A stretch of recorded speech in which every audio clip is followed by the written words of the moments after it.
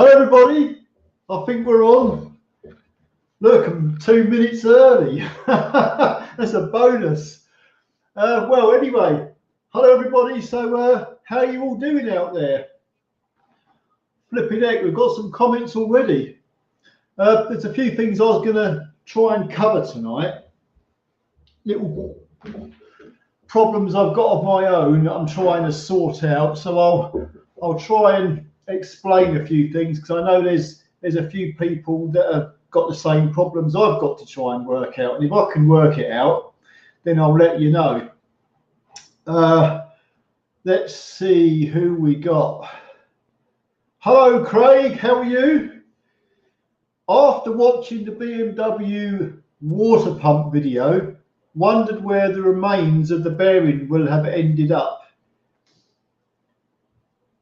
God only knows where the remains have ended up. I don't actually think the bearing is actually in the waterway. I didn't see nothing in there, but if anything did go in there, then it'll just be in the water jacket somewhere. I don't think it would cause any harm. It'll just be bits of metal floating around. And then, you know, it would literally have to get into a waterway where it actually has to block something. And I don't think that's going to happen, because the waterway is quite big in an engine. So I think it'll be fine. So anyway, Craig, thanks for joining the live stream. Mondo, how are you doing? Just popped in to say hello and hope you're keeping cool in those shorts and hydrated, still off the beer. Tight ass freeloader. Think I left it too late last week. I can't afford beer no more. Bill Gates and Klaus Schwab have put it's their fault. But look, that's my shorts. I've got my Hawaiian shorts on today. I hope you're all actually enjoying the lovely warm weather. When we had like 40 degrees last week, it was like, whoa, that was a bit too much though. I'll tell you something, after work, it must have been like 6 o'clock in the evening. I walked into Tesco's, and when I come out, because they had the air conditioning on in there, I walked out of Tesco's and it was like walking into a bloody wall of heat. It was absolutely beautiful. I wish it was sort of like warm all year round, maybe not 40 degrees, probably around about 25. That would suit me perfectly. Mind you, here in Britain, we've got the bloody winter to look forward to, haven't we? I don't like the cold weather. But anyway, hi Mondo, hope you're doing well. Yeah, I'm still off the beer unless someone's paying for it.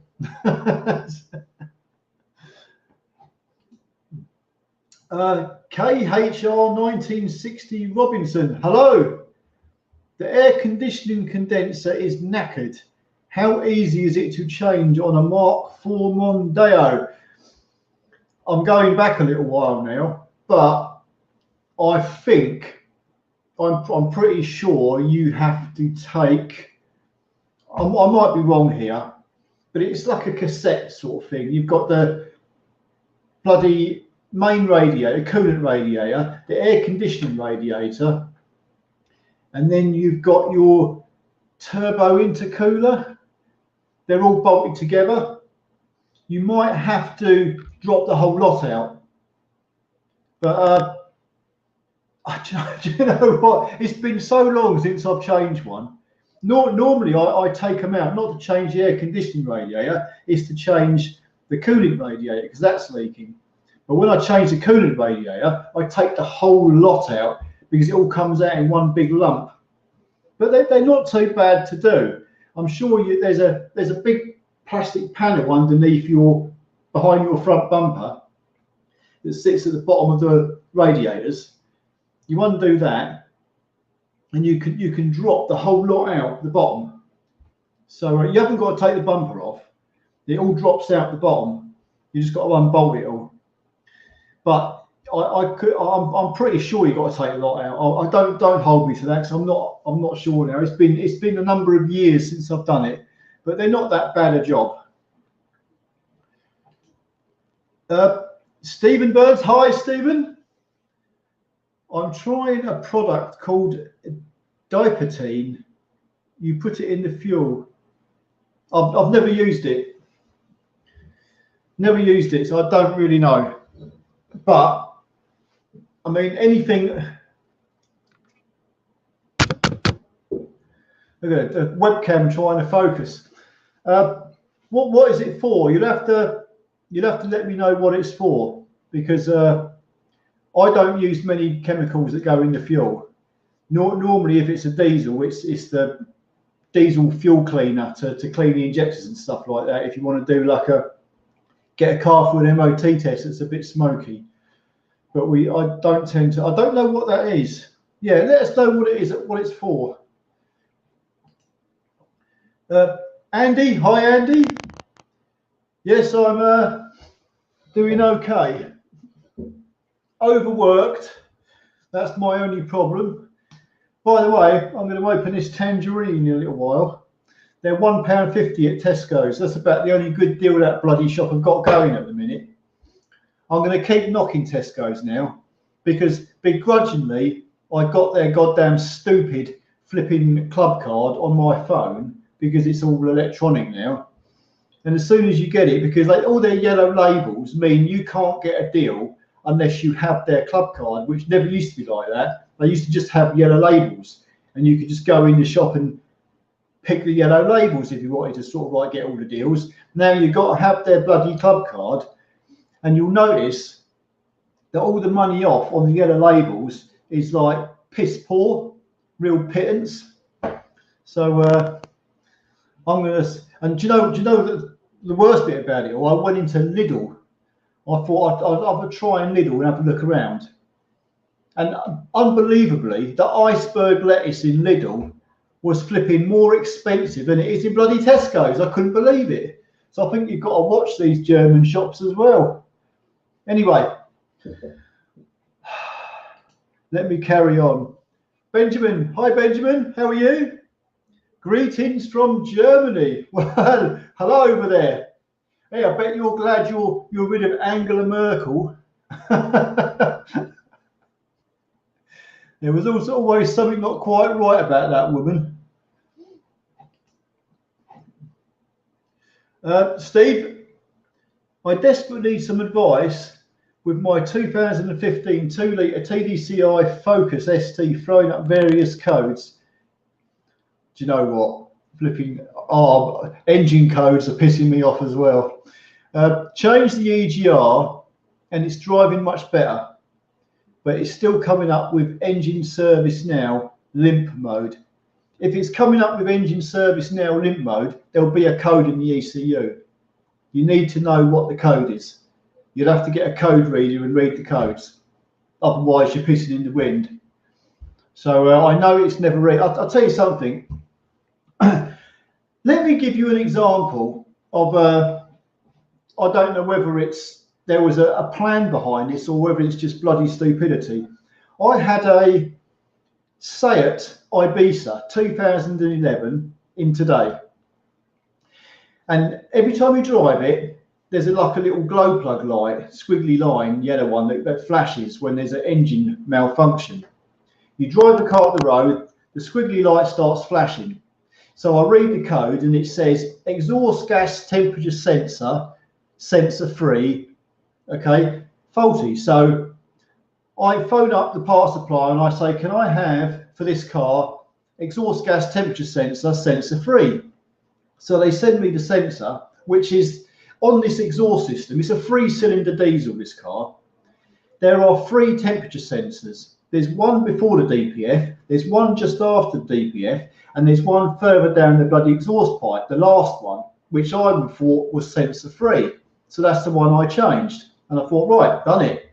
Got in the car, drove around the car park, the light come on again. I thought, what the hell, I've just changed sensor free. So when I started looking into it, I discovered that sensor 1, which is before the DPF, is sensor 1.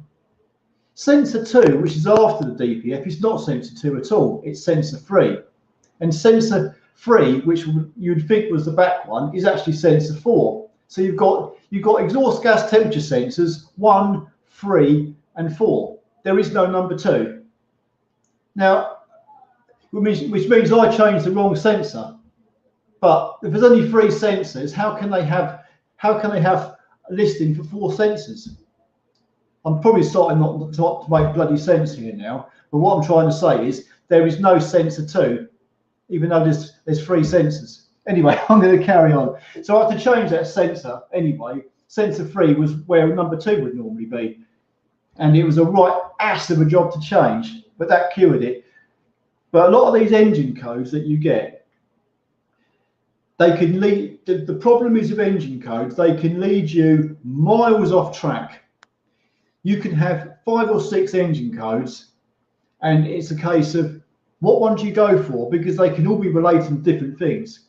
But the best advice I can give is plug your diagnostic tool in. If you've got a whole list, shopping list of codes in your ECU, then the best thing to do is just clear the bloody lot.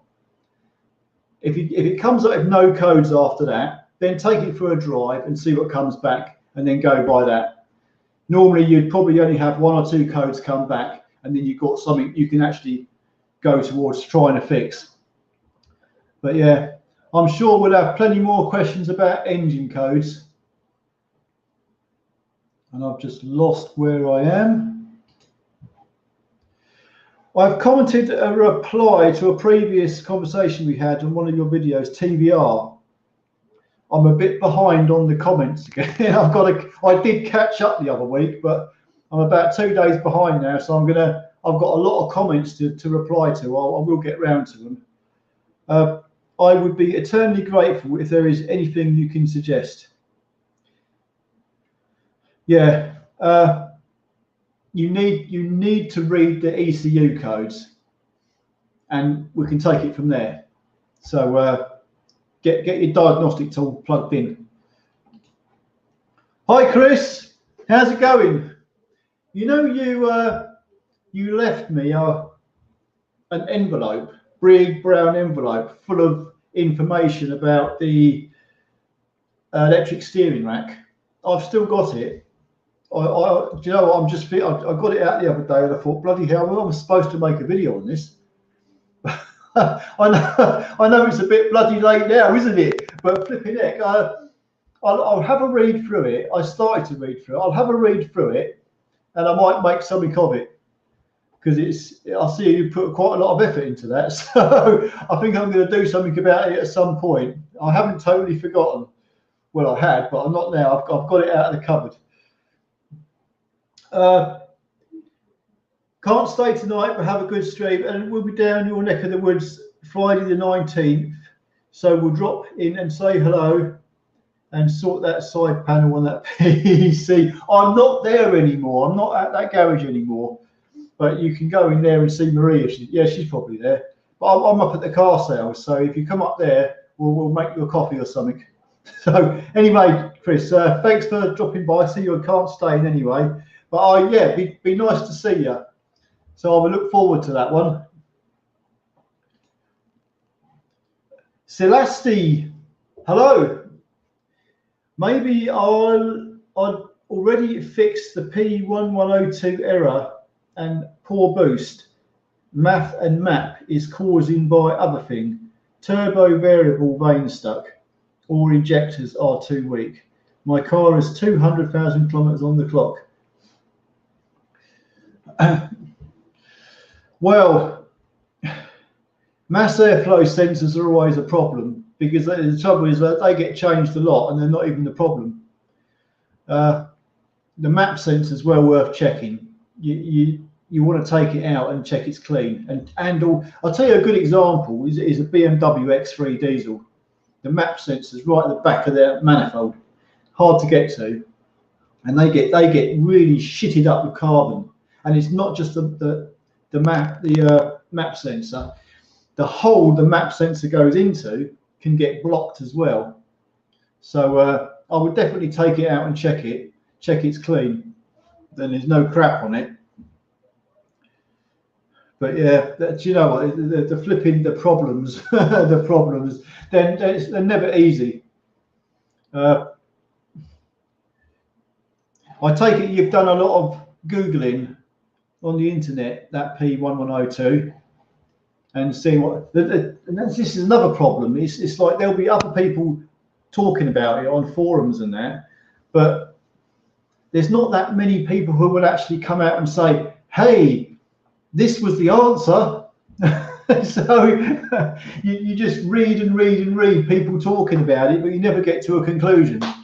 Well, you do occasionally if you're very, very lucky. Vivian, hi, how are you doing? It's going okay. Really like the video on the Mark III accident repair. The paint shop did a great colour match. Cheers, Vivian. Do you know what? I believe somebody left a. I can't get comfortable on this flipping stool. Do you know what? It's. I need a proper gaming chair to sit on. We take. Well, we've got various people who do painting, but the company who done the paintwork on that wing, on that Mark III Mondeo, is the old Merkits. I still call them Merkits. They're not called Merkits. They've got a different name now. But they're a proper body shop. And they have, someone asked the question, how do they get the colour match so good? Well, number one, the car has got a paint code on the chassis plate, but they don't really go by that. You don't have to go by that. They've got, colour cards. Like if you get one particular shade of blue, or this blue is called Moonlight Blue, say, they'll have a whole little wad of different shades of that colour. So they can put their card up against the car, and they can get just to the right shade of it. And then they can mix the paint up and paint it. So it's all clever stuff if you know how to do the paint work. So, but yeah, they do a good job, and they're pretty good prices. I mean, I think it cost just over £100 to paint that wing. So I didn't think that was bad going, really. Hello, Celeste. Maybe you can help me. You are my last hope. I can tell you, I need bloody help as well on some of the jobs I get, but I will try. Hello, Mark. How's it going? Many thanks for another midweeker. Got the beer going. Oh, you have? I haven't. I've got bottles of water. There.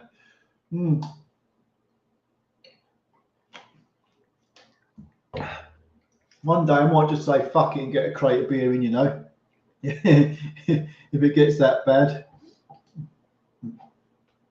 Hi Finn, how are you?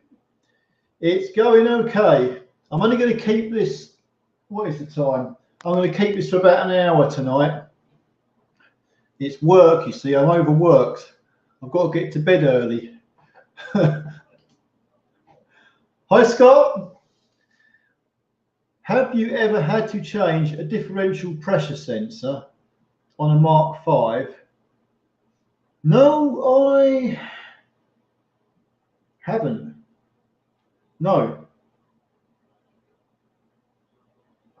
not at all. Do you know what? I've not even, I couldn't even tell you where it is. Even if it's got one, I haven't even had a code for a differential pressure sensor. If that was a Mark IV Mondeo or a Cougar or something like that, then yeah, I've done. In fact, I had a Ford Cougar in the other week. I think I spoke about it. That they seem to be a common thing to go wrong, but not on a Mark V. I haven't. So no, never even had a code for it on any of the taxis. In fact, yeah, I'll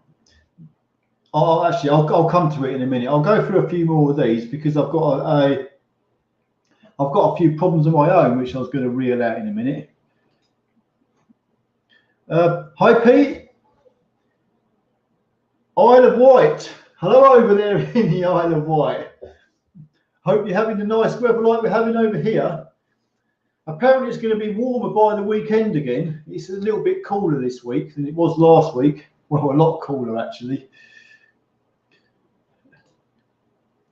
Russ Dandy, hi Russ, how are you? Doing well.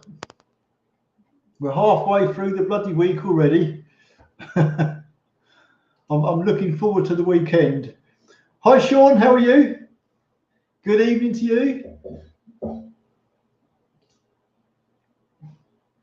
Celeste, hi Celeste. Rattling through them. Hi Sam.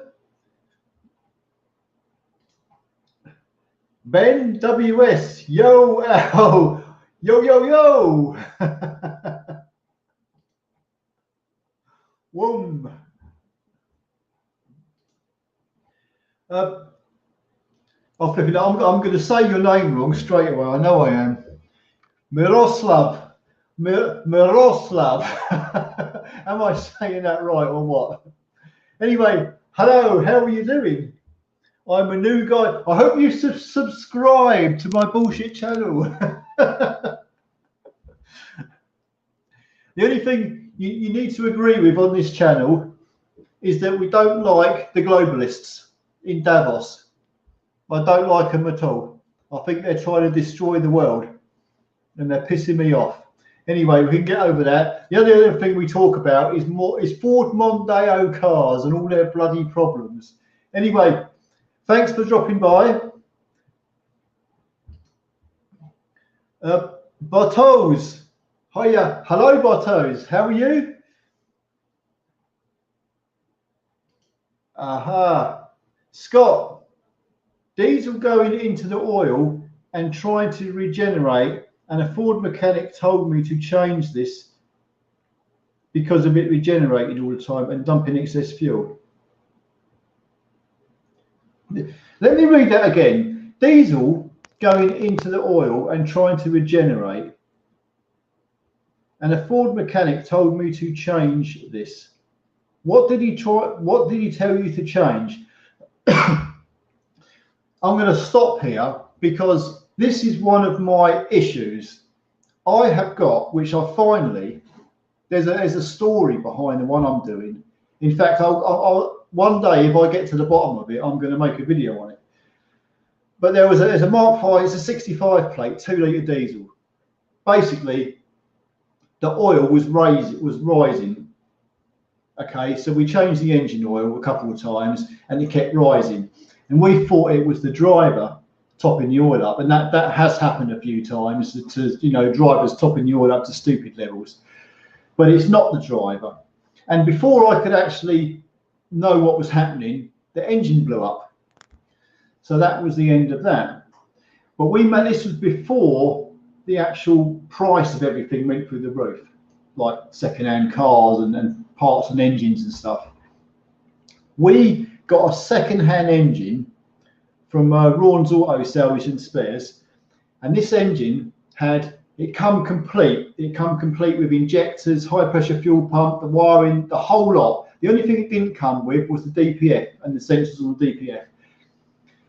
And it had 10,000 miles on this engine, and believe me, this engine looked brand spanking new when we got it, and it was cheap. It was only about 1,500 quid. It was bloody unbelievable. I thought, what a bargain.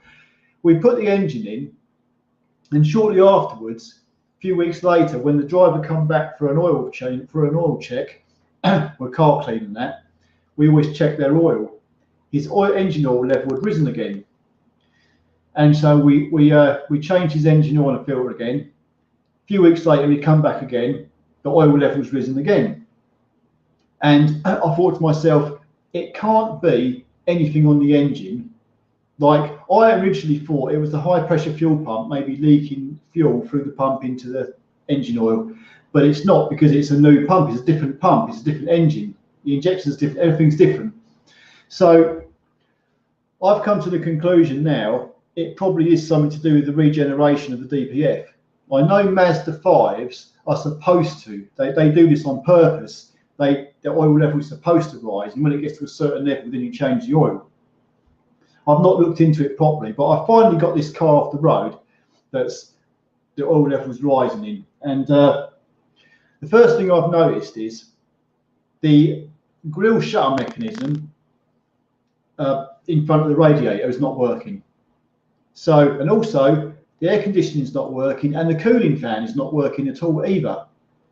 So I pulled the front bumper off the car today, and I think the grille shutter mechanism, something was wrong there anyway, because when I pulled all the wiring off, and how can I put this? The grille shutter mechanism and the cooling fans are all sort of like interlinked. So I pulled the actual motor off the grille shutter mechanism, and I opened the slat from the closed position to the open position, put the motor back on, and now all of a sudden the grille shutter mechanism is working. And to know it's working properly, if you've got the engine off and then start the engine up, the grille shutter mechanism should do a sweep. It should sort of like close and then open, or open and then close, so you know it's working. But so that's one thing, and I'm getting to the feeling that the cooling fan that's not working is now, well, I've got it working now, because it's sort of like, now the grille shutter mechanism is working, the cooling fan all of a sudden starts working. So, but that's as far as I've got, because I've had other cars coming in, so I've had to abandon it for the minute. But I'm going to do a regen on it, so I want to see what the soot level is to start with. When I know, if I think the soot level is high, and I can't really tell until I sort of like try and do a regen, and see if it does a successful regen, and I'm going to take it from there to see how I go. But I haven't got sort of like deep into it yet. But when I do, I'm going to try and work out what's going on. So this is the only car out of like 100 taxis that's the oil level's rising on. So I want to try and find the answer to it. But on your one, where it says Ford mechanic told me to change this, what did he tell you to change?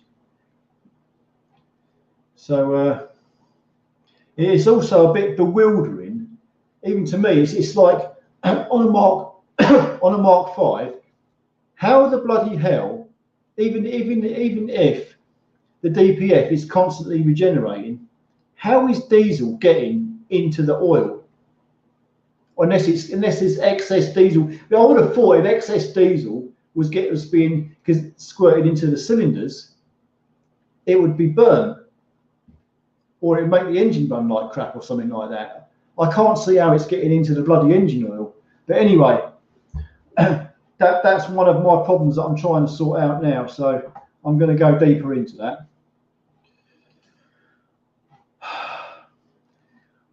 Women problems are probably worse. What do you think about my problem with bloody DW10F? I'd have to look at the actual codes. I'd have to look them up. That's the thing. Because normally when you get a code that says something like P1102, if you Google that code, or even if you plug your scanner in, it will say P1102, and then there'll be some writing after it, like EGR circuit, low voltage or something like that. So we need to know what goes with it. So I can't tell you off the top of my head exactly what that code's for. Carl, hello. Good evening from Germany. Looking to buy another Mark III Mondeo. Any tips for what to look at? Mrs. finally said I could have another one. Well, the problem is with the Mark IIIs, they're all getting a bit old now. Remember, they come out in what, year 2000, and they finished making them in like 2007. So it's a long time ago. Obviously, there's going to be some good examples out there. There's going to be some of them that are really well looked after. So I would say just try and look for one that's low mileage.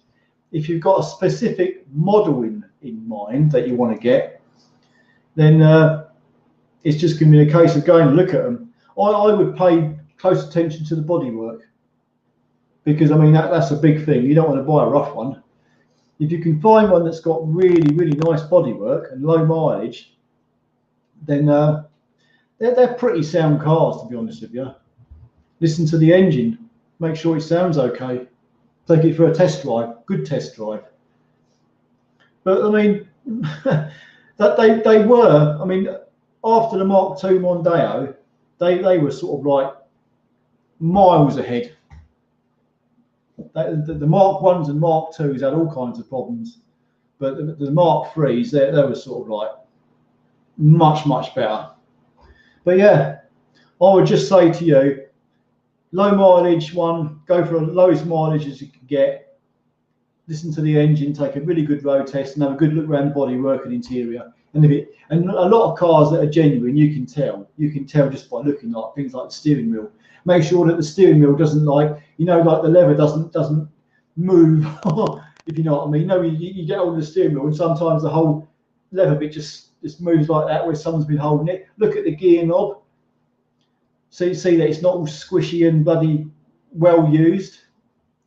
But if you find a genuine car, you'll know.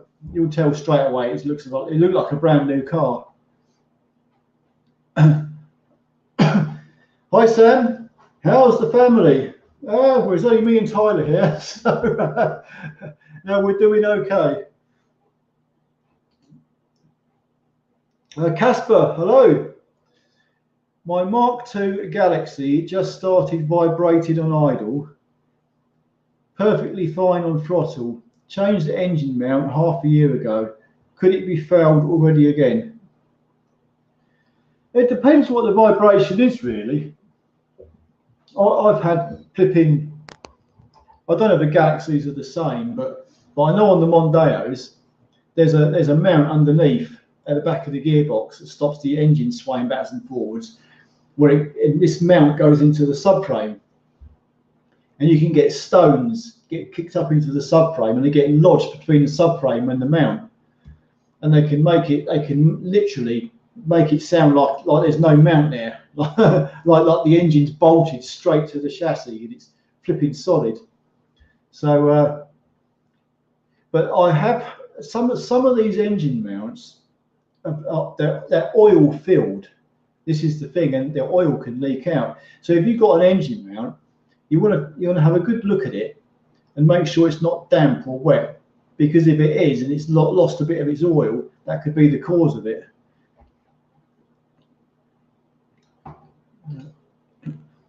Power, hello, Estonia. Oh, nice one.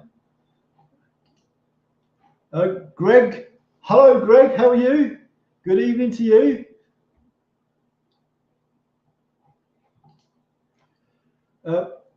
Miroslav, and I've got a question. My car has an error, P0420. What is that? I can't tell you off the top of my head what the code is for. But as I keep saying, if you've got a code, I mean, my code reader would say P0420, blah, blah, blah, blah, what's wrong?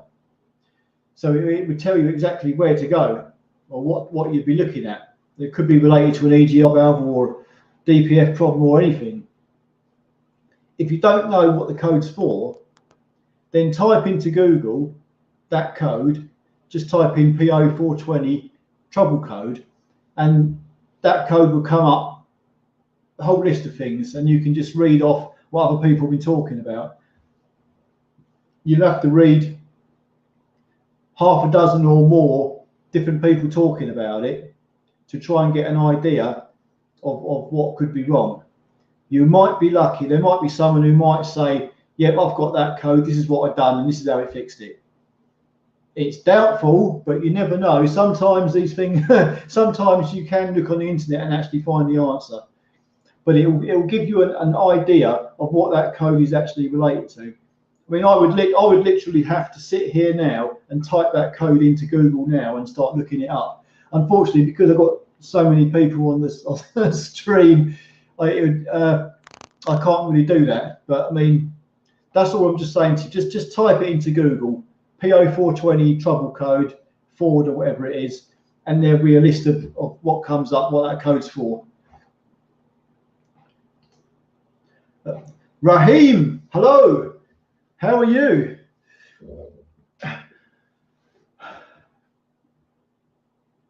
I tell you, you must have a Ford Mondeo. I think you're all pretty much Ford Mondeo owners on this channel. I wonder why. Gareth, hello. I've spent hours today with my dad doing a belt tensioner on a 2.2 Mark III. A belt tensioner, so the auxiliary belt tensioner. Oh dear, what an awful job. No room to get your hands in. Have you done one before yet? And have you got any tips? Well, to change the entire tensioner, I believe you've got to remove the alternator. And they're a shit job, it really is. They've got to be the worst flipping belt tensioner. Well, no, there are worse, but it's not a nice one to do. I used to have, I'll tell you what we used to do. We used to just change the auxiliary belts. I had an Allen key and I cut it down so it was narrower, so you could actually fit it down there.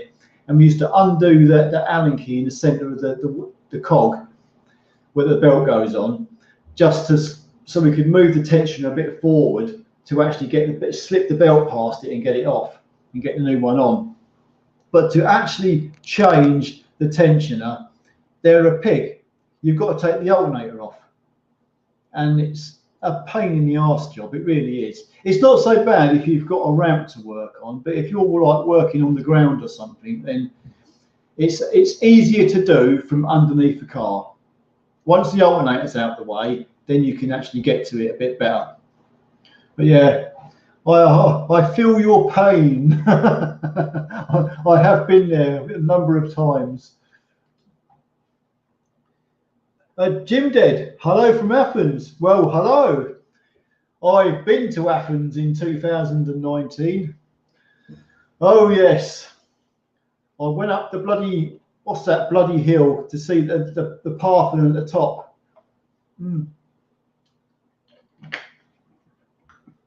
We had the most beautiful Sunday. And I can't even remember the name of the flipping hill there. What's the name of that hill? Where the Parthenon ruins are on the top. And at the top there, we had this beautiful blue sky, and you can view the entire Athens city. Oh, it's absolutely fantastic.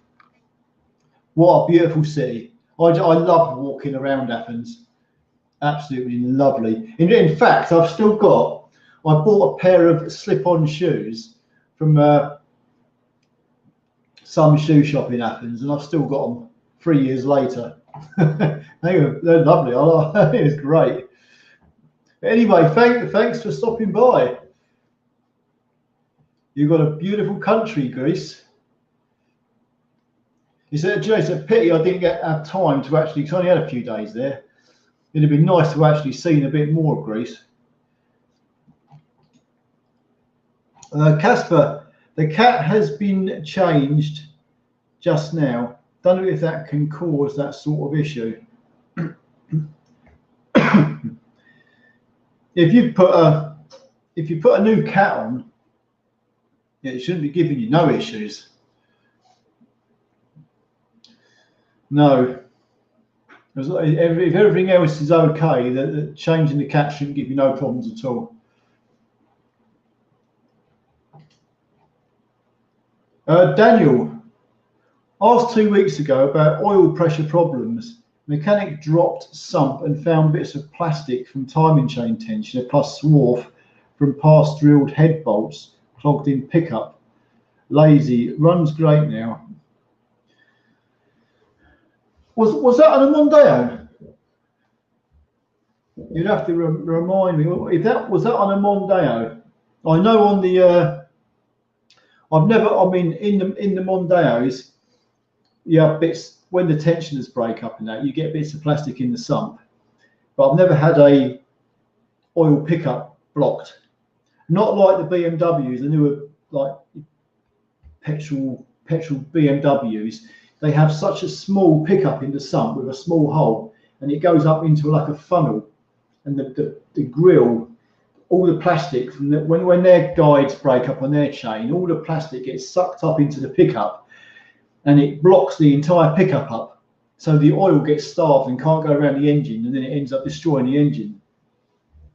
But the Mondeos have got quite a wide pickup, so they don't tend to to sort of like get blocked up. But have you ever seen the BMW ones? They're bloody terrible because it's such a small hole that sucks the oil up in from the sump. And of course, the plastic all gets sucked up there like a vacuum, and it can't come back down. Then it goes straight into the pickup, and it's stuck there. Terrible design. Michael Hayes, hello, Michael. What do you do with the taxis when you're done with them? I'd like a well-priced runabout. Loving all the content. Generally, they get sold off in like a batch. Say there's 5 or 6 taxis that are all going to be sold off. The boss has sort of like, he has some contacts from people up north, and they'll just come down and buy a whole job lot. They'll buy maybe 10 cars. He'll do a deal with them and just sell them all off. Or if he knows somebody who just wants to buy one randomly, he'll just sell them. So, but I don't think there's any for sale at the minute. But if there is some going for sale in the future, I mean, I'll say I'll do a live stream and I'll say so. The only thing is with them, I mean, they'll all be well serviced, if you know what I mean, but they'll all be high mileage. So they'll have had loads and loads of money spent on them, but the only downside is they will all be high mileage, whatever way you look at it. Because they've been taxis from the day they come out the showroom from the factory. The moment they went on the road, they've been a taxi, and that's all they've ever been. Sam, have you ever had the misfortune on repair of a Volvo V50 with the ABS? No. I don't think I want to know. I do have plenty of Vauxhall Corsas with ABS faults where the flipping, you have no fluid going to either the left or the front or the right. So that's an easy one though. They're a simple one. But no, not on the Volvo, not yet. Russ Castile, hello. I don't suppose you get involved things like fixing rain leak. It leaks just behind GEM whenever heavy dump. Floor gets flooded and offside rear gets flooded through door.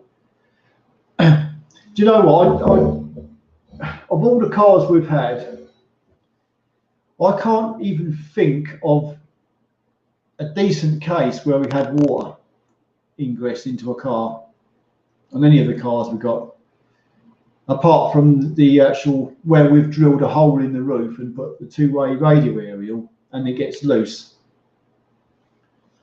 But I know that some of these water ingresses can be tricky. I'll give you a good example. It was an Austin Metro and it had water ingress into the, I believe it was into the front of the car, the driver's footwell. And it turned out that in the roof channel where it's supposed to drain, it was leaking into the back of the car and filling up the roof channel when it was running inside the roof channel round to the front and then dropping down the A-pillar where the whole channel was blocked. That was a long time ago. But no, generally speaking, especially on the Mondeos, I don't really find any water ingress problems. It's a case of just checking the seals on your back. If it's going in the back, check the seals on your back lights, and back lights are all bolted up tightly, and the seal on your tailgate and that. But I haven't had much to do with water ingress. So a lot of it is, I mean, a lot of the time, if you've got water going in, I mean, I know they're a pain in the arse. You've just got to see roughly where they're coming in. Try not to use pressure washers. Do it. Use a watering can. Get someone to sit inside the car. You might have to remove some panels out of the way and get someone to pour water all over the area and see if you can see where it's coming in. Knick-knack, Aldi Allen, cheap beer. Yeah, but I wouldn't. Do you know what? I wouldn't know what the name of it was. I mean, I like Beck's beer. I don't like Stella Artois. I think that's I couldn't drink a can of that. But I like the Beck's beer. But if you go into Aldi, I mean, is it all different names and that? And I wouldn't know what it was. It'd be like a lucky dip, wouldn't it? Sort of like I'd have to buy a load of cans of different things and keep drinking it till I find one I actually liked. But that's the only trouble with these shops. They've got funny names and all their products, and I don't recognise any of it. And I don't know if it's any good or not. Anthony, hello. 2013 Mark IV Mondeo Estate, 1.6. Notice the droning, rubbing sound from front wheels while reducing speed. Brake discs pads replaced last year and no juddering from the steering wheel. Any ideas? While letting your foot off the throttle. I don't really want to say differential in the gearbox. There is on the driver's side drive shaft. There's a bearing. There's a bearing halfway down the drive shaft, which bolts onto the back of the engine. It's a long shot on a newer car, but anyway, it's 2013. It could be that bearing. You'd have to take the drive shaft out to check the bearing, but I've had a few in the past. You take the drive shaft out and that bearing, it's a support bearing. It can be as noisy as hell. I mean, if that could well be the problem. But I've not had many. I mean, if it was a wheel bearing, it'd be sort of like whether you turn left or steer to the left or right, you'd get the noise. You'd get some kind of noise. But if it's only when you're letting go of the throttle, then it sounds a bit suspicious. I would either go for that bearing to start with, or you could have a problem in the differential of your gearbox. So it's one of them things I actually have to hear it.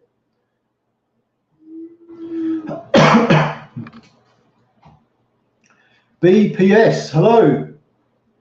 My 2013 Focus ST 2-litre T petrol keeps chugging and bogging down to 500 RPM when setting off. Oil pressure drops and car sometimes cuts out.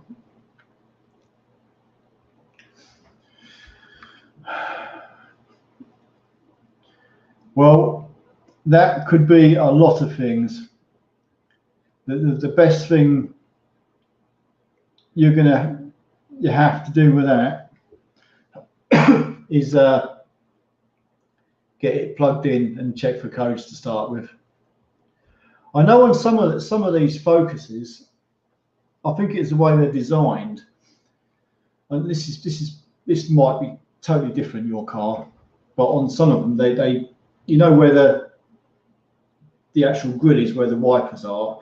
The water, there's a seal there. The rainwater gets past that seal if it's not in place right or something, drops down onto the engine, onto where your HT leads are, gets in down where your spark plugs are, causes all kinds of issues. That'd normally be like a misfiring in that. No, you'd have to plug it in and see if there's any codes, because there's the trouble with these cars. There's so many sensors and electronics on them. It's sometimes hard to tell, and especially on the Focus. I mean, they had the big problem, didn't they, with the instrument clusters. I've only just got one back the other week that I had to send away. The instrument cluster was playing up, and they can cause a whole host of thousands of codes for all sorts of things that are irrelevant, and all kinds of things going on. So on such a car with so many electrics on it, I'd get the ECU scanned first, because otherwise you're just pissing in the wind. It's not like cars of old where you just have the carburetor and you could just sort of like take the carburetor apart and find a bit of crap in it. It's all, most of the problems these days are just electronic, or something mechanical has gone wrong. Electronic sensors picked it up, and you have to find out what direction to actually go in to start with. So read the codes first. Sorry, it's Mark 3 on the estate. Rain leak. Yeah. Yeah, just find the area, or maybe put all the panels out of the way. I know it's a pain. Then get a watering can and pour it all over and see if you can see where it's coming in. You know, some of these cars from new, there's a little flaw in them that are not on the other cars. Just a random car, you can get a little flaw, a pinhole somewhere. Even, you know, where the seams of the body panels are welded together. I mean, it happens. You can get a little hole somewhere that shouldn't be there, and then you start getting water ingress.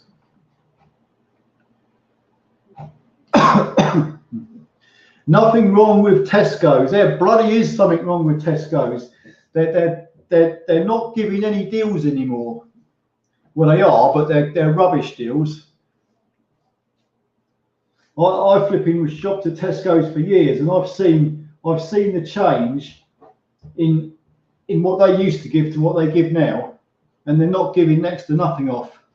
I know the prices of everything are going up everywhere, but flipping it, it's like it doesn't seem any much point in having a flipping club card. About the only good deal they've ever had that was reasonable was if you bought like a 6-pack or something. Sometimes you'd have about £3 off, but it's very rare. I go in there most of the time now, and I specifically look for the yellow labels. And when I come out, I think, was it worth it? It's nowhere near as good as it used to be. So no, I'm going to be looking to shop elsewhere when I can. In Trade Motor, hello.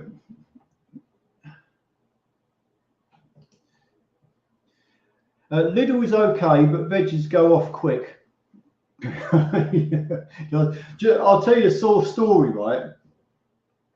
It was actually Lidl. We've got a Lidl down here. This is going back a couple of years now.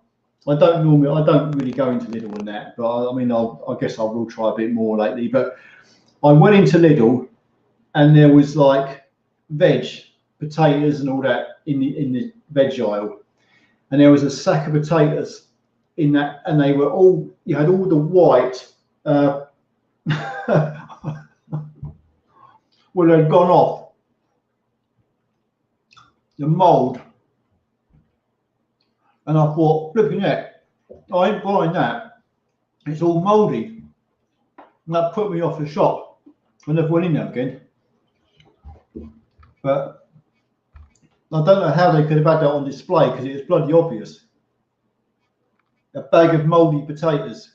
And, but yeah, I've heard that lots of times. The fruit and veg, you've got to check the sell-by date, because it don't last long. You go into Tesco's, and pretty much you know when you buy fruit and veg, it's going to last the next few days. So yeah, this is the problem, isn't it? Tesco's, I don't know. Tesco's have got a better quality control. They got better project, better. I would say their products are better than what they are in Lidl. But the trouble is that so many people on a tight budget. I just want the best of both worlds. I can't have it. Anyway, Cooper S, hello. Morrison's have yellow ticket sale deals. Went today. Steaks galore. Well, I won't go into Morrison's anymore, because there was this stupid cow who tried to tell me to put a face mask on. I had an argument with her. So after that, I never went to Morrison's again, because this store assistant pissed me off. So that's Morrison's out the window for me.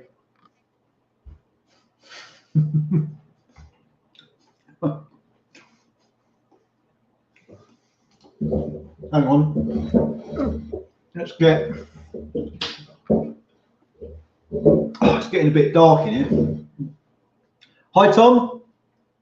Good to see you again. How do you rate the current generation Transit Customs? I run a double cab, one as a work van, family weekender, and thinking of buying it at the end of its lease, 4 years. we've got some like 18 and 19 plate Transits. They look a not very nice van. I do like the look of them. They're nice to drive. They're kitted out well. But to me, they are just too electrical. There's just too many electrics on them. They're overcomplicated, especially with the emissions. I know you can't get around it anymore because of all this emission bullshit. But the fuse boxes on these Transits, there must be like 3 fuse boxes underneath the dash, and they're all buried in different places. And it's like, if anything goes wrong with them, then it's going to be a nightmare, chances are. But apart from that, I mean, touch wood, we've got a 2017 Transit that's done a lot of miles now, and it hasn't had many problems. It's done okay. But the other thing that I don't like about these Transits is they've got the wet belts in them. The camshaft drive belt is a wet belt. It runs in engine oil, and it's not so much the fact that it's a belt that runs in oil. It's that they're a big job to change. I mean, they're very time consuming. It's going to be an expensive job to change it. So that would put me off buying a Transit, because I wouldn't want to do that job. Well, I mean, I suppose I could do it, but I mean, I've actually got the kit to do it. But it's a lot of work. It's a good bloody day's work to change one of them wet belts. But I mean, apart from that, I mean, every vehicle has got its problems. But I've heard lots of stories that engines are blowing up because of these belts are stripping. I've not had it yet, but we will change the belts on ours sort of like when they're needed to be done. So no, I mean, they're a nice looking van. It's just that it's the same as everything nowadays. They're just getting so complicated.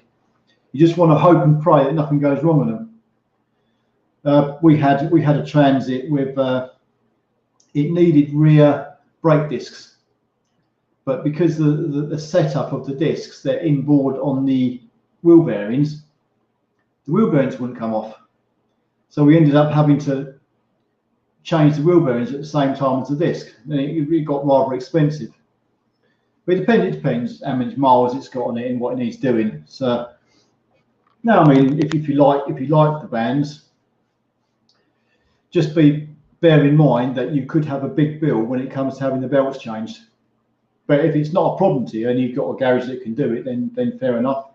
Once they're done, I guess, and it can carry on from there. It's the same old thing that these vehicles, they just need to be kept on top of. You need to get them serviced at the right time, get the oil changes done.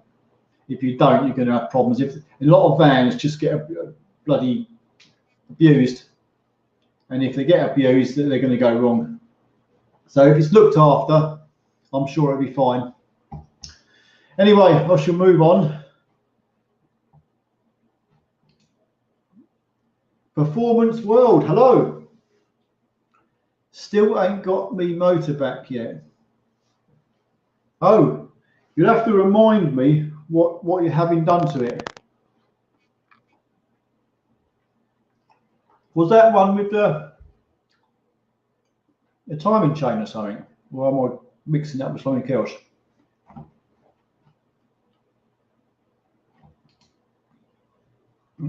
Hello, Celeste. Alex, hello Alex. Thank you for joining the live stream. It's a tricky one tonight. You know that bloody BMW Z3 that I got in the other day. It was just on the spur of the moment. I thought I didn't have my camera with me, so I only had my phone. So I thought, well, my phone seems to work just fine. You can walk around with it. I thought, bloody hell. Do you know what? Once again, I should have got that car and shown it running with the fan going and the noise it was making. It was horrendous. But I didn't. I took the bloody water pump off the flipping car, then decided to start making the video. But yeah, that was bad.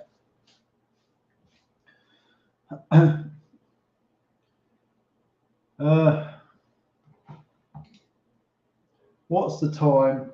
It's 9 o'clock. Historical Association White Stars. Hello. Poland. Hello over there in Poland. My next door neighbours are Polish. Hi,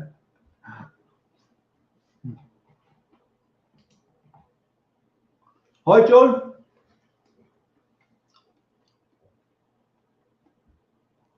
Had to replace my steering squib due to airbag code and fault. Warning lights stayed out for about 4 weeks, but has now come back on.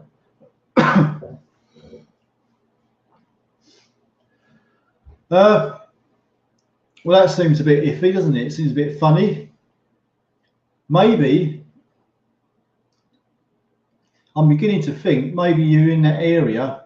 It's a bad connection, or it's the clock spring. You know, the tape of wires unit that sits behind your steering wheel. You could have changing the airbag, could have disturbed that and made it sort of like work again. Because a lot of the time you can have an airbag fault, especially on these cars. It's actually the airbag wire, tape of wires that are breaking. So I would probably take the airbag off again. As long as you know how to get them off, sometimes they're pretty easy to come off. Pull all the connections apart and connect them all back in and see if it works again. Failing that, read the code and see what it's relating to, because it could be that it's a different code. It could be something else. Stranger things have happened.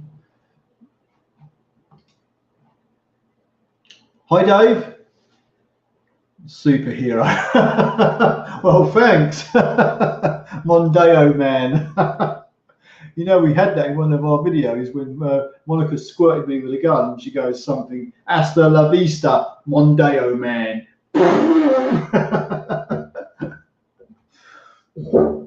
Actually, by the way, I was going to bring something up. A guy left a email to me. It's a Mark 5 Mondeo 2-litre diesel. It's about the drive shafts. He believes he's found the bearings, because these drive shafts, the inner bearings on the inner joints get knocked out, and you can't buy the bearings. You've got to buy half the drive shaft, which is like hugely expensive. He says he's found the bearings that fit, and all you've got to do is buy the new bearings, and that's all you need. Now, I've got some bearings coming, and I'm going to try and fit them in a Mark 5 drive shaft, because I've got a drive shaft minus some bearings. So if they do fit, then I'm going to put his name up. I don't know how to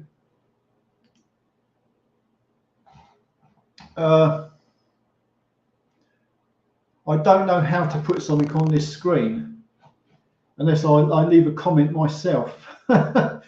So I don't really use this bloody StreamYard. Yeah, it's got slides, extra camera, video. If I can share a video file, but I don't have a video file. What is a slide? You have no slides. Oh my God. I'll tell you what. I'll try and work this out so I can I'll put my comment. I'm going to put a comment in my own live stream because I don't know how to put it on here. And he's left So I've just posted a comment, and that's this guy who's left. Let me get to it. Oh, I can't even get to it. Yes, I can. Yeah, his name's Rob, and he's put basically he's put the part number 2116 Charlie Alpha 220. Brand is Febest. He's got the right car and everything. He says these bearings are off for a Mark 4, but they fit a Mark 5. These are the inner bearings that go on the in a CB joint of a Mark 5 Mondeo. So I've got someone to order, and when I get them, they're coming off eBay.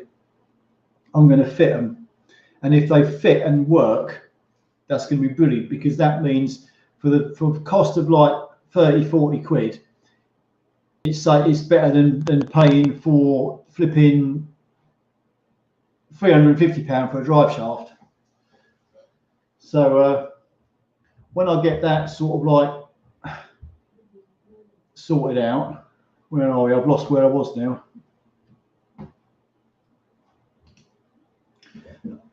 Alex, I hate that about forums. It's exactly that. They'll ask and discuss a problem, but it'll end on a cliffhanger without a conclusion. So after 20 minutes, I'm none. Yeah, I have it all the time. There's forever looking on the internet because a lot of time at work, we've got all different kinds of cars and all different kinds of problems, and I don't know what these problems are. So you get a fault code off a Volkswagen or something, and you plug it. You go onto Google, and you get all these people talking about it, like pages of it, but nobody's got the answer. It just ends up in chat, and it's like I've just spent half hour looking for all this and got nowhere. Very rarely. I mean, you will get to the answer on some of them, but most of the time you're on a path to nowhere. It's frustrating, I know. Bartos, my Focus 1.8 TDCi has a flat spot when stopping for junction and pulling off again, especially when doing it quick.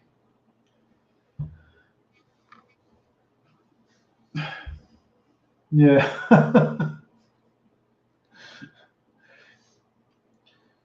A flat spot when stopping for junction and pulling off again. Yeah, it's one of the, it's one of them things. I'd have to actually get in the car and feel it, because it might be something, it might be nothing. But generally speaking, I would say, once again, see if there's any codes in it. It's something like this. I mean, it could be a time-consuming problem. It could even be that someone's put a cam belt on it at some point and it's not timed up quite right, and that can give you all sorts of issues like that. So I would look into the history of when this flat spot started, when it occurred. Has it always been like it? Has it only been like it since it went into the garage for service, or have you changed your fuel? Do you fill up at Tesco's, or do you put the high octane fuel in your car, or whatever? So yeah, it's one of them things that's going to take a little bit of time diagnosing. A non-stick pan. Hello. I thought you were going to launch that stall like a scrap part. No, I had to pay for these. The trouble is, they're all right to sit on, but it's sort of like, you don't want to sit on for too long. Because the bloody table I've got come with 4 stools, and they had the hard wood top, no cushion. And I need a cushion on the stool, so I bought these stools separate. In fact, the stools that come in this table are still in the bloody box. Hi Steve, how are you? How's it going? Well, you see, you've dropped me an email about a Mark III Mondeo map sensor. He's saying the map sensor is, I'll have to read it properly, but you're saying something about a map sensor getting blocked and the EGR getting blamed or something. Oh, I'll try and read it later when I explain. And the trouble is, I'm so far behind of everything. I've got a ton of comments to catch up on. I've got your emails. I've got emails to catch up on. So I'll get there. But thanks for stopping by, Steve. Canal boating. Hello. That's a new one. I haven't heard of your channel before. Love watching the vids. Have you ever cleaned out a DPF? I have a 1.6 diesel, but don't do many miles. Wonder if it's worth taking out and cleaning before it gets full. I have blown them out before, but it was a waste of bloody time. No, you don't. You shouldn't have to clean it out yourself. If your car is working properly, then it should clean itself. The whole system is designed on your car to regenerate the DPF. What I would say is, if you don't do many miles, then every once in a while you do need to get on the open road and go down the motorway and just do a steady speed for a number of miles, just so it can clean itself properly. But you don't want to be taking it off and trying to clean it out. It's bloody, because believe me, if there's a fault on your car, say you've got a split boost hose or one of the sensors went faulty or something, that DPF would block up really fast, unbelievably fast.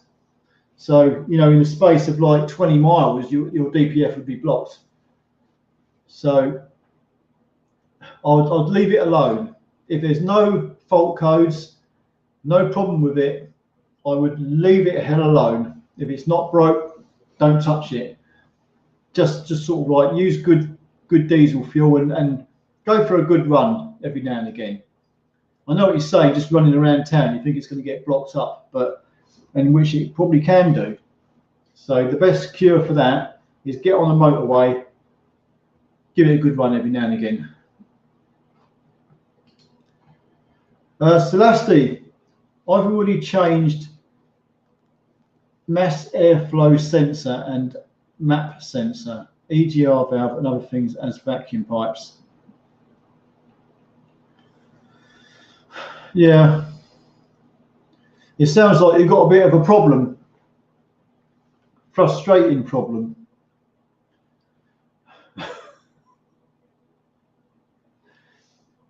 If it were me, I would go in the ECU, clear all the codes, start from scratch, drive it, see what comes back, and try and work on that. Because if there's a problem there, it must be throwing up a code. And whatever code it throws up after you've cleared everything, then try and work out how to tackle that. Namely by Googling it and seeing if you can find an answer or what to look for.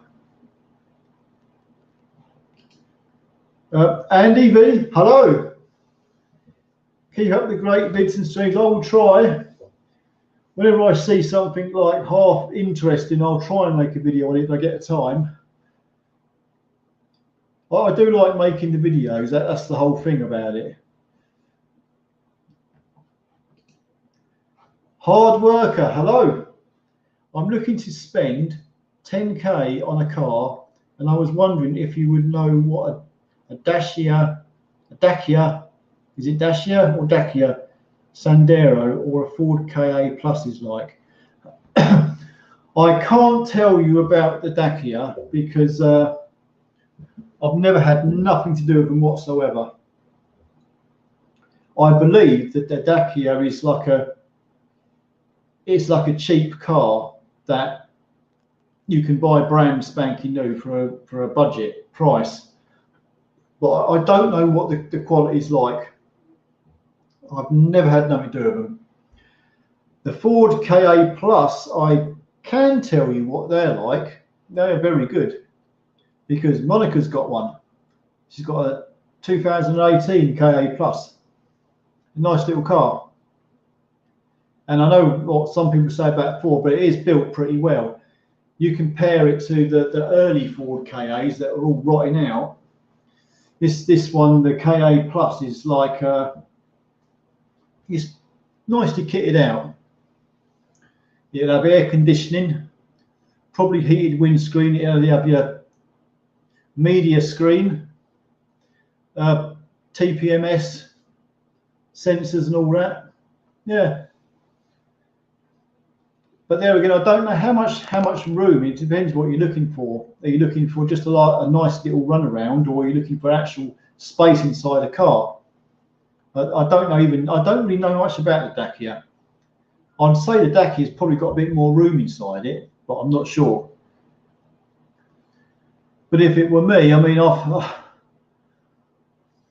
know the KA Plus is probably a better build quality, if anything, and a better engine. But all I can say is if you're looking at a Dacia, then you'd have to sort of like read reviews of. There must be somebody else who's put out reviews about them, so to find out some kind of idea what they're like and what they're built like. Because I really don't know on that one.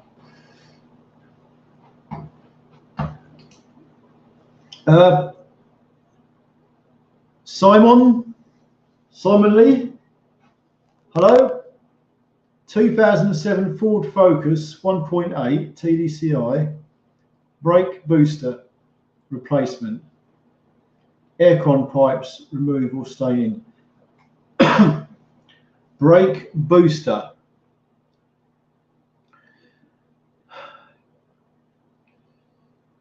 If the aircon pipes are right in the way and you can't get it out, I would try and get it out without touching the aircon pipes, but I can't really picture it.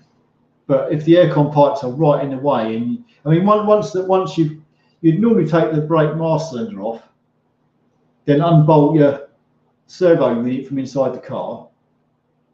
And once it's unbolted, if you can wriggle it out past the pipe, past the aircon pipes, then yeah, that's what I would try and do. But if you can't get it out and you have to unbolt the aircon, I can't see you'd have to unbolt the aircon pipes. I really can't. But yeah, you might have to. It's not something I've actually done. I've never had a brake booster or the brake servo go on a Focus, so no. I'm not sure. I'm really not sure, but I would definitely try and get it out without. I'd unbolt the whole thing and try and get it out if you are changing it without touching the aircon pipes. The P110T doesn't come back from 10,000 kilometers, so that is good. But the bad is that I still have a poor boost. Of course, MAF is also weak.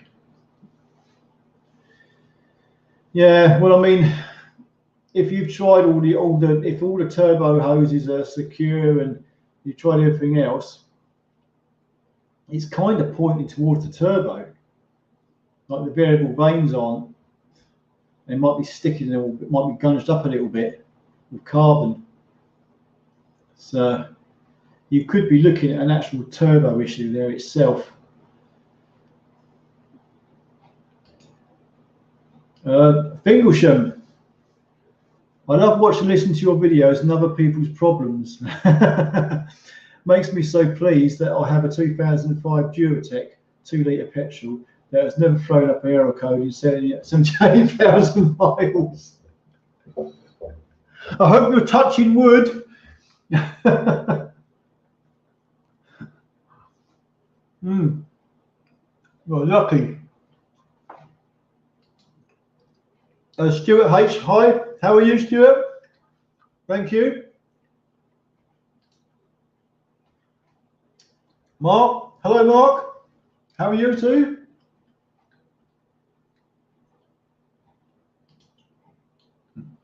Mick, hello. Diesel getting past rings. Well, yeah, that's all I can think, but I can't, I can't see how it's doing it. I really can't. It's not computed in my head how the diesel's getting past the rings. Normally, if you get to me in my mind, in my methodology, if you've got too much diesel going into a cylinder, when the piston comes up, the compression ignites the diesel, and if there's too much diesel, it's going to cause engine knock and all kinds of shit like that. That's what I can't get around my head. How is it getting past the rings? I'm going to have to do some studying on this. But thanks, Mick. I'll look into it. Hello, Mark. How are you?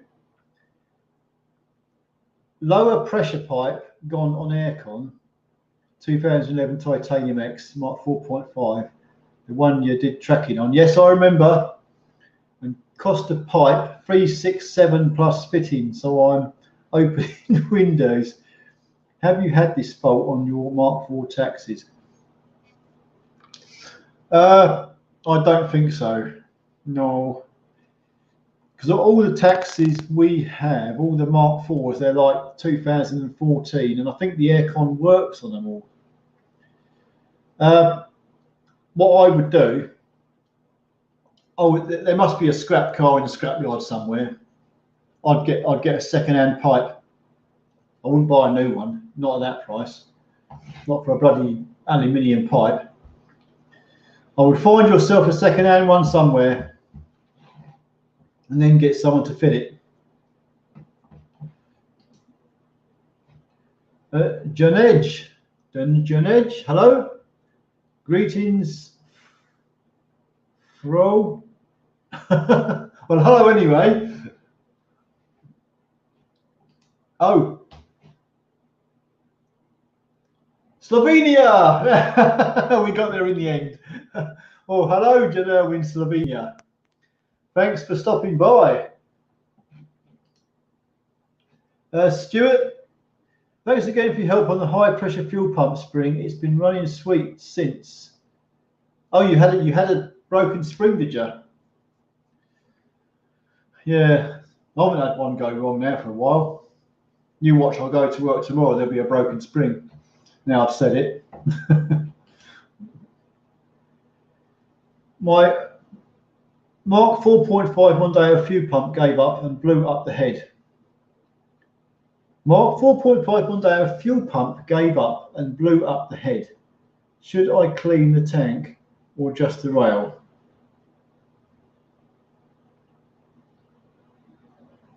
Blew up the head. You've lost me. Do you mean it's put metal swarf into your engine? Because if it has, it depends how severe it is. If it were me, I mean, if it was a dealer, if it is metal swarf that's gone from your high pressure fuel pump into your injectors, then I would say, depending on how bad it is, if it was a main dealer, they would change the entire fuel system, everything. But if it were me and it got into all your injectors, I would change the injectors and I'd clean out your fuel rail. I'd clean out all the pipes under the bonnet. I'd clean your fuel filter out and put a new fuel filter in it. And once you've cleaned out everything under the bonnet, as in the way of fuel pipes, fuel rail and everything else, and obviously change your injectors, and you've got a new high pressure fuel pump, and you know that all the pipes, the metal high pressure pipes, the low pressure pipes from the fuel filter, all the fuel pipes under the bonnet are clean, then I would take a chance on it. And anything coming from the tank should get stuck in the fuel filter.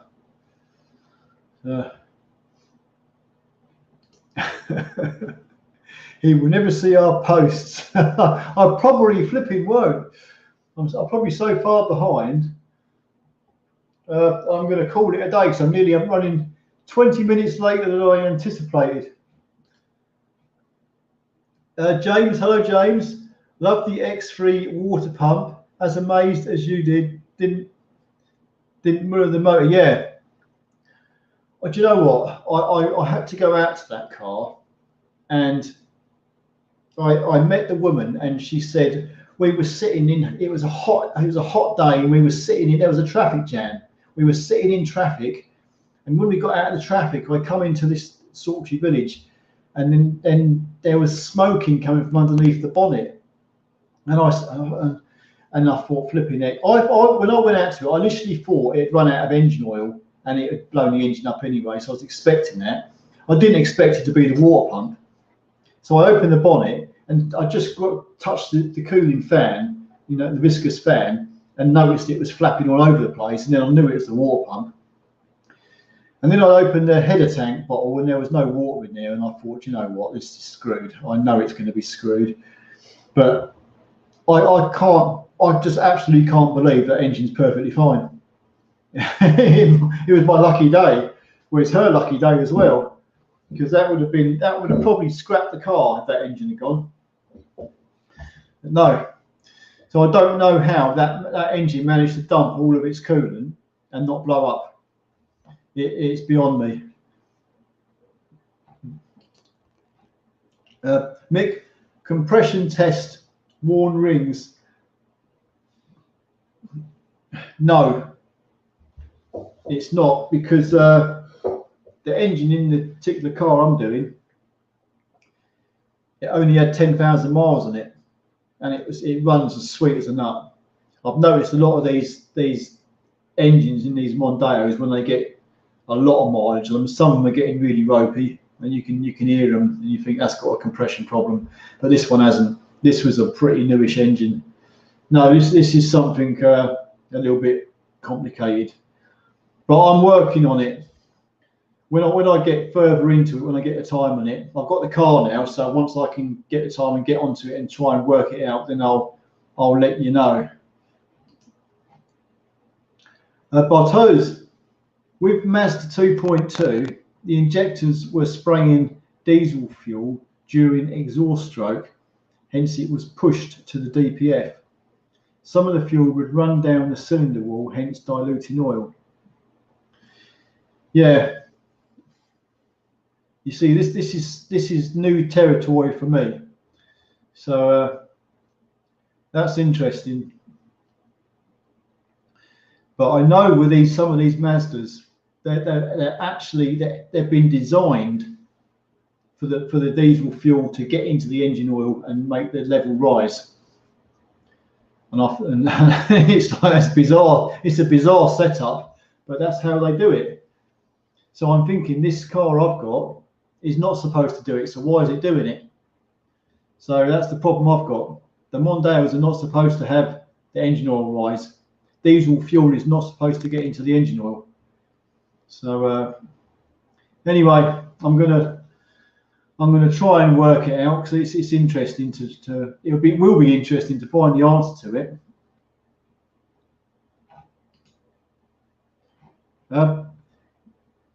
Math sensor, says Google. The trouble is with a math sensor, it can come up with a math sensor fault, and it can be something totally different. It can be a lambda sensor causing a math sensor problem. Unless you've got another car you can swap bits off, or you've got the actual information, so you know how to test the wiring going to the math sensor, because there'll be a certain voltage going to the math sensor. So you've got to find out what the wires do that go to the math sensor, and what voltage they should be, and what one should be earth, and all that. Failing that, if you can find a second-hand unit or something, you can just swap it and try it.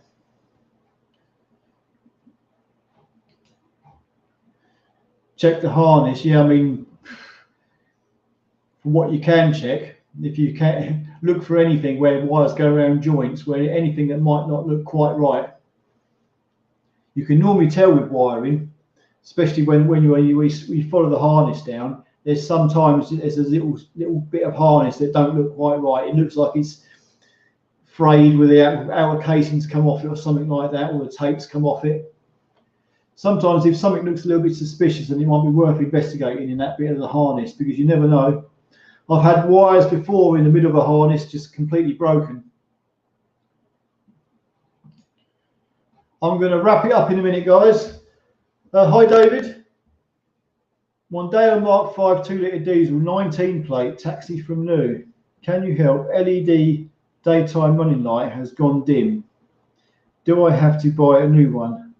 No, well, I believe it's gone yellow, is it? Dim and yellow. It's the. I'm not an expert with LEDs. Check out that guy. What's his name? Clive. He does a Saturday night live stream. His name's Clive. I'll try and find the link to it, but he knows a lot about LED lighting. But we've had this. Them LED lights, your daytime running lights, they are sealed units. So unless you've got the ability to take them apart, and I wouldn't even touch them myself. I really wouldn't, because it's just too difficult, too much aggravation.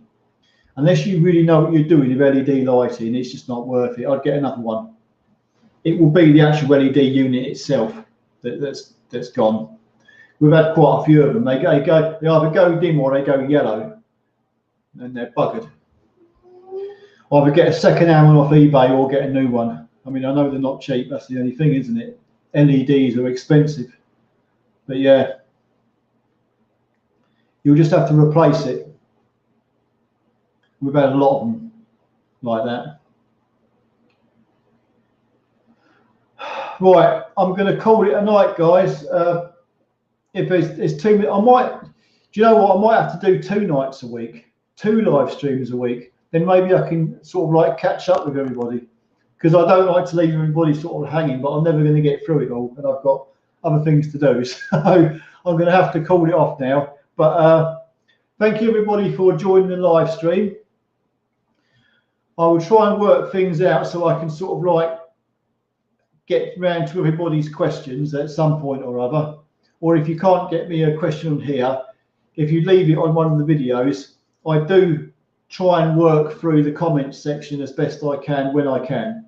I'm a bit behind on that as well, obviously, but I'm going to, in the next few nights, I'm going to try and catch up with all the comments again. So if you've got something you really want to know, and I might be able to help you, drop a comment on one of my videos and I'll get to it. So anyway, thank you everybody for stopping by anyway. Have a great night, and I'll see you again in the next one, guys. Thank you very much.